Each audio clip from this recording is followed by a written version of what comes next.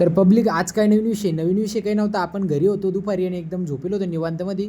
पण तेवढ्यात मधू मामा कचका यांचा मला फोन आला होता. म्हणे आम्ही पिंपरी फाट्यावर बसलोय म्हणे, ये म्हणे तुम्ही. मग काय आपण बी आलो पिंपरी फाट्यावर.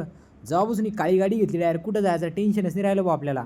काढली की चालली. हापा कसा लाजला बघ, हसला बघ. चला म्हटलं आता इकडे फुकट मशी रस आहे, घेऊ म्हटलं रस पिऊन. तर तेवढ्यात आपल्याला रमेश भाऊ म्हणते, हा तुला फुकटचं गोडच लागतं ना.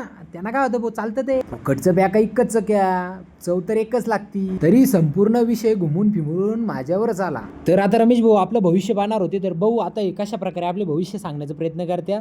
पहिले बडे महात्मा ज्योतिष होते म्हणे ते. आपलं भविष्य त्यांनी जरा वटवागुळीसारखं उलट सांगितलं. काय तुम्हाला